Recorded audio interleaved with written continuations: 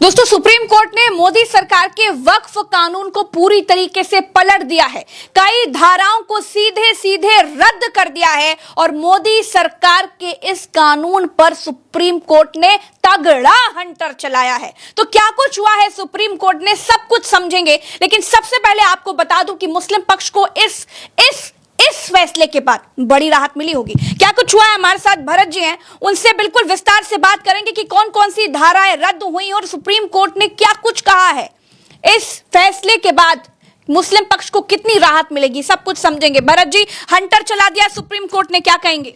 प्रज्ञा जी, जब से ये कानून संसद में लेकर आई थी भारतीय जनता पार्टी, जब ये बिल लेकर आई थी, जब जेपीसी में गया था ये कानून, उसके बाद इन लोगों ने इसको कानून बनाया। संसद में तो जैसे तैसे इन लोगों ने इसको पास करा लिया। संसद में ना नीतीश बोले ना नायडू बोले, सब ने घुटने टेक दिए, सब घुटनों पर आ गए और इस देश का मुसलमान ये खुली आंखों से देख रहा था। चंद्रबाबू नायडू, नीतीश कुमार, चिराग पासवान और जयंत चौधरी, याद रखो, हम कभी भी तुम्हारी इस चीज को माफ नहीं करेंगे। तुम हमारी शरीयत पर हमला जो करने की इजाजत बीजेपी को दे रहे हो, अगर ये चार बोल दे कि बिल नहीं लाना चाहिए तो बिल नहीं आएगा, मगर तुम बीजेपी को इजाजत दे रहे हो हमारी मस्जिदों को, वक्फ को खत्म करने का। सुप्रीम कोर्ट के भीतर जब वो वकील, प्रज्ञा जी, जो वकील हिंदू थे, बिना पैसे लिए मुसलमानों की इस लड़ाई को सुप्रीम कोर्ट के भीतर इस देश के हिंदुओं ने, हिंदू वकीलों ने इस लड़ाई को लड़ा है सुप्रीम कोर्ट के भीतर। और तब सुप्रीम कोर्ट के भीतर से प्रज्ञा जी फैसला आता है, कोर्ट रूम के भीतर सरकारी वकीलों के होश उड़ जाते हैं। सुप्रीम कोर्ट से वरिष्ठ वकील ने जो आपको बताया, अभी अभी आपने वो वीडियो रिकॉर्ड किया, वो वीडियो अभी हम लगाएंगे भी। क्या क्या रद्द किया है सबसे पहले मैं बता देता हूं प्रज्ञा जी। सबसे पहले धारा 3R, ये क्या कहती थी? ये कहती थी, इसमें एक शर्त थी कि व्यक्तियों को वक्फ बनाने के लिए कम से कम 5 वर्षों का इस्लाम का अनुयायी होना चाहिए। मतलब सरकार इतना ज्यादा मुसलमानों की भलाई सोचने लग गई कि सरकार ने कहा कि अगर किसी व्यक्ति को वक्फ में दान देना है तो उस व्यक्ति को मुस्लिम धर्म अपना लेने के बाद 5 साल तक मुसलमान धर्म में रहना पड़ेगा। 5 साल तक मुस्लिम धर्म को फॉलो करना पड़ेगा, प्रैक्टिस करनी पड़ेगी, उसके बाद आप किसी को वक्फ दान दे सकते हैं। यानी अगर कोई आदमी मुसलमान बनना चाहता है और अपनी जमीन दान देना चाहता है वक्फ को, तो 5 साल तक का लॉकिंग पीरियड है। ऐसे लॉकिंग पीरियड लगाया था जैसे हेल्थ इंश्योरेंस में लगाते हैं कि भाई अगर आपको डेंगू हुआ, मलेरिया हुआ, ये फलेरिया और फलाना हुआ तो 3 महीने और फिर 3 साल वाली जो गंभीर बीमारियां हैं तो लॉकिंग पीरियड है। इसमें आप जो है अस्पताल में बेड 4,000 रुपए का इस तरह की धारा से मनमानी कैसे हो सकती थी? लॉकिंग लगा दी थी इन्होंने, लॉकिंग ये, क्योंकि भारतीय जनता पार्टी चाहे अनचाहे एक चीज का सपोर्ट करती है कि मुस्लिम धर्म में हिंदू धर्म का कन्वर्ट ना होने पाए। और जो लोग हिंदू धर्म से या किसी और धर्म से मुस्लिम धर्म में जाते हैं और अपनी संपत्तियों को वक्फ करना चाहते हैं, मान लीजिए आपके पास अपार संपत्ति है और आगे पीछे आपका नहीं है कोई, या आपकी घर में आपसे बनती नहीं है, आपने कहा कि हम वक्फ कर देंगे, दान कर देंगे, और आपने मुस्लिम धर्म अपना लिया या लोगों ने मुस्लिम धर्म आपसे अपनवा लिया, जो भी है, जो भारतीय जनता पार्टी कहती है, अब आप उनको अपनी संपत्ति जो है वक्फ करना चाहती हैं, देना चाहती हैं, तो आप नहीं दे पाएंगी या लोग नहीं दे पाएंगे। 5 साल तक पहले मुस्लिम धर्म फॉलो करिए फिर दीजिए। तो कोर्ट ने कहा ये नहीं चलेगा जी। अगर कोई भी ABCD आदमी मुस्लिम धर्म कन्वर्ट होता है, जाता है, तो वो चाहे 1 दिन का मुस्लिम हो, 2 दिन का मुस्लिम हो या 2000 साल का मुस्लिम हो, जब चाहे तब उसकी संपत्ति, उसकी चीज जब चाहे तब दे दे। तो ये दूसरी कौन सी धारा? धारा 3R, इसको रद्द कर दिया सुप्रीम कोर्ट ने। बोले रद्द, ये नहीं चलेगा, काम खत्म, हटाओ इसको। धारा 2C, ये कानून की बात कर रहा हूं प्रज्ञा जी, जिसको भारतीय जनता पार्टी ने कानून बना दिया, लागू कर दिया, उसकी बात कर रहा हूं। धारा 2C का उपबंध, जब तक नामित अधिकारी की रिपोर्ट दाखिल नहीं हो जाती संपत्ति को वक्फ संपत्ति ना माना जाए। कोर्ट ने इसके लिए इस प्रावधान को स्थगित कर दिया, रद्द कर दिया। मसला ये कि इन लोगों ने दे दिया ये कि जैसे कोई संपत्ति है, वो संपत्ति वक्फ की संपत्ति है या नहीं, उस पर पहले कोई विवाद खड़ा कर दे। मान लीजिए आप विवाद खड़ा कर दीजिए, बोल दीजिए ये संपत्ति हमारे दादे परदादे की थी और ये वक्फ में चली गई थी, हम नहीं चाहते जी कि अब वक्फ में चली जाए, या फिर कोई विवाद कोई भी खड़ा कर दे, तो सरकार इस कानून के तहत ये था कि सरकार DM से कहेगी कि DM साहब आप जांच करिए और उस जांच की कोई समय सीमा नहीं थी। आप जब तक जांच करेंगे तब तक ये सरकारी जो जमीन है सरकार की मान ली जाएगी, ये सरकार की ही रहेगी जब तक आप जांच करेंगे। और जांच की समय सीमा क्या थी?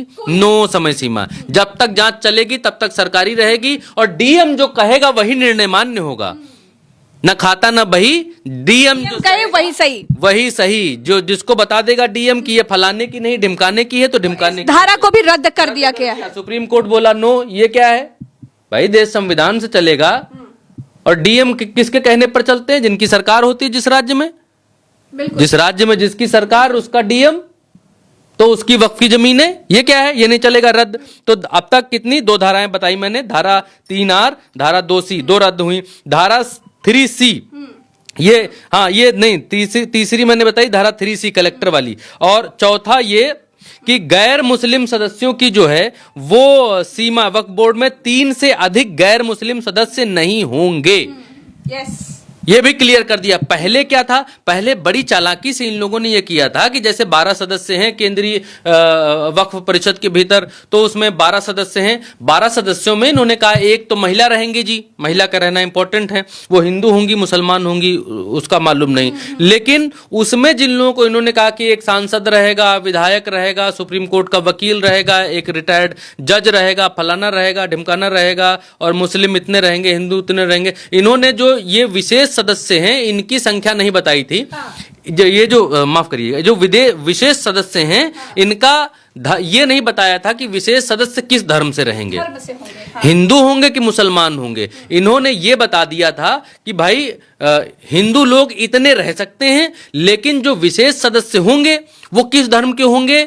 विशेष सदस्यों का कोई धर्म नहीं होगा, इसमें यह कह दिया गया था। तो विशेष सदस्यों में भी तो कौन विशेष सदस्य होंगे? भाई भाजपा के ही इर्द गिर्द घूमने वाले विशेष सदस्य होंगे ना। कुल मिलाकर इस धारा से ये साफ नजर आ रहा था कि शायद कहीं ना कहीं शायद नहीं प्रज्ञा जी, कम से कम 8 से 9 लोग हिंदू सदस्य हैं। 12 लोगों की के हाथ में ये दी जा रही थी। 12 लोगों की सदस्य कमेटी में कम से कम 7 से 8 लोग ऐसे हो रहे थे जो हिंदू थे। मतलब वक्फ कमेटी में मुसलमान ही अल्पसंख्यक हुए जा रहे थे अपनी कमेटी के भीतर। तो अब ये कहा गया है कि मुसलमान 4 से हिंदू गैर मुस्लिम जो हैं वो 4 से ज्यादा नहीं होंगे किसी भी सूरत में। और जो सीईओ होगा वो मुस्लिम ही हो, ये भी कहा है। मुस्लिम हो सदस्य जो है, जो मेन सदस्य है। तो इन्होंने पहले अभी तक तो बनाया था जो अल्पसंख्यक मंत्री है, जैसे किरण रिजिजू हैं अभी अल्पसंख्यक मंत्री, तो क्या वो मुसलमान हैं?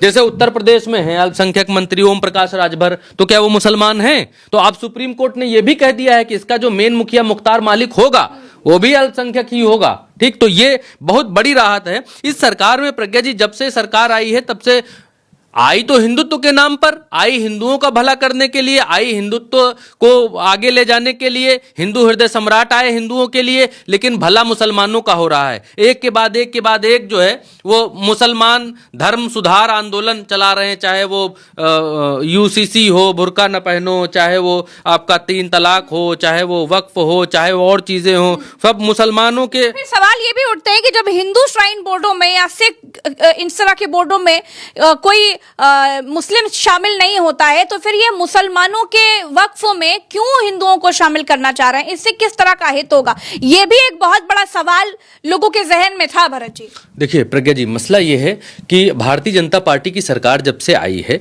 भारतीय जनता पार्टी की सरकार ने पहले कंपनियों को प्राइवेट किया। आपको मालूम ही है उस पर क्या जाना, एयर इंडिया को टाटा के हाथ बेच दिया, रेलवे में प्राइवेटाइजेशन आ गया, जितनी हमारी बड़ी कंपनियां थी उन कंपनियों में जो है प्राइवेटाइजेशन घुसेड़ दिया। ठीक है, अडानी अंबानी ठेका लेने लगे, एयरपोर्ट का ठेका लेने लगा, अडानी का चला गया। उस कहानी में जाएंगे, लंबा चलेगा, लंबा जाएगा। अभी पिछले 2 साल से इस सरकार ने क्या किया है, बहुत कम लोगों को ये जानकारी होगी, बहुत कम लोगों को मीडिया में भी नहीं आया होगा, गारंटी करता हूं मैं। जो लोग रिसर्च कर रहे हैं, जान रहे हैं, पढ़ रहे हैं, उन्हीं को ये बात मालूम है। भारतीय जनता पार्टी की सरकार ने अभी कुछ दिन पहले जो शत्रु संपत्तियां थीं इस देश में प्रज्ञा जी, इस देश में, बहुत बड़ी बात कह रहा हूं मैं, इस देश में जो शत्रु संपत्तियां थीं जिनका अभी तक मालिकाना हक सरकार के पास था, उन शत्रु संपत्तियों को नरेंद्र मोदी सरकार ने बेच डाला है। प्रज्ञा जी, बेच डाला है शत्रु संपत्तियों को प्राइवेट लोगों के हाथे। जो जितना पैसा दिया बोली लगी और उन संपत्तियों को बेच डाली। अरबों खरबों की जमीन बिक चुकी है प्रज्ञा जी, आज की तारीख में बोलियां लग चुकी हैं। और शत्रु संपत्ति मतलब कि वो संपत्ति जो बंटवारे के दौरान जो लोग पाकिस्तान चले गए, जिनका बिल्कुल जिनके मालिकान दूसरे देश चले गए, उन्होंने वहां की नागरिकता ले ली, तो वो जो संपत्ति यहाँ बची वो शत्रु संपत्ति कहलाई, और उसी शत्रु संपत्ति को भी भट्टा बैठा दिया, बेच दिया। किरण रिजिजू ने संसद में प्रज्ञा जी जब ये बिल पास हो रहा था तो उस समय ही किरण रिजिजू ने बोला था कि इस संपत्ति को कैसे मोनेटाइज करना है,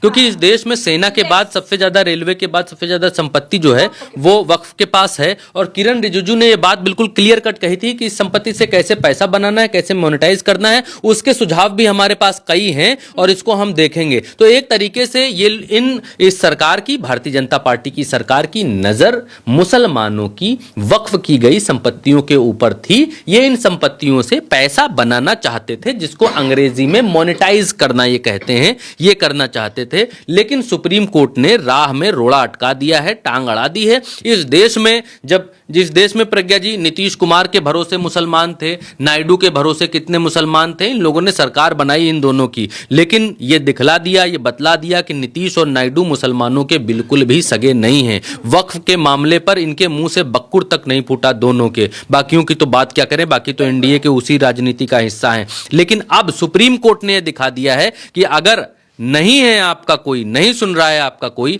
तो हम सुनेंगे। इस देश के चीफ जस्टिस ऑफ इंडिया ने यह दिखा दिया है कि हम ये बिल तो नहीं रद्द कर, पूरा कानून तो नहीं रद्द कर रहे, लेकिन जिन कानूनों, जिन धाराओं में मनमानी थी, जिन धाराओं से ये मनमानी करना चाहते थे, उन धाराओं को हम रद्द कर रहे हैं, हटा रहे हैं, क्रैश कर रहे हैं, डस्टबिन में डाल रहे हैं उन धाराओं को। उन धाराओं का कोई इस्तेमाल अब नहीं होगा। पूरा लिखा जाएगा जो भी आदेश है सुप्रीम कोर्ट का, और उसके बाद जी क्या ये कहा जा सकता है कि एक तरह से मुस्लिम पक्ष को बड़ी राहत मिली है, बड़ी जीत मिली है, क्योंकि 50% तो अब जीत हाथ में आ गई है, वो भी तब जब इस तरह की मनमानी वाली धाराओं को रद्द कर दिया गया तब। जी प्रज्ञा जी, बिल्कुल आप कह सकती हैं कि 40 से 50% मुसलमान समाज को इस देश के राहत मिली है। जहां कोई सुनने वाला नहीं था, वहां सुप्रीम कोर्ट ने सुना है। और अब बेसिक जो मैं बताऊं आपको, बेसिक ये हुआ है कि वक्फ कमेटियों में अब मुसलमान लोगों का जो संख्या है वो ज्यादा रहेगी, यानी मुसलमानों की बहुमत ज्यादा रहेगा। जो बहुमत कहेगी कमेटी में वो चीजें होंगी। अभी तक हिंदुओं का बहुमत ज्यादा हो रहा था, और अब मुसलमानों का बहुमत ज्यादा होगा। तो जो भी निर्णय लिए जाएंगे अच्छे कामों के, जमीन से कुछ करने के, या टिकट लगाने के, या कुछ बनाने के, इमारत बनाने के, वो बहुमत के हिसाब से लिए जाएंगे। तो ये एक बड़ी जीत है। दूसरी बड़ी जीत ये है कि राज्य सरकारें मुसलमानों की वक्फ संपत्तियों को डीएम के जरिए, जिला कलेक्ट्रेटों के जरिए छीन सकती थी। उस छिनैती पर रोक लगा दी है सुप्रीम कोर्ट ने कि भाई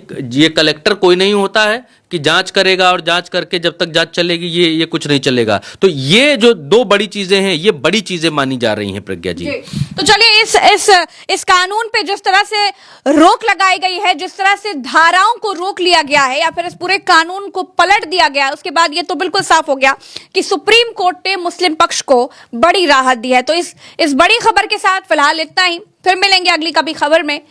अभी के लिए इतना ही। चैनल को सब्सक्राइब जरूर कीजिएगा। राम राम, दुआ सलाम, जय हिंद।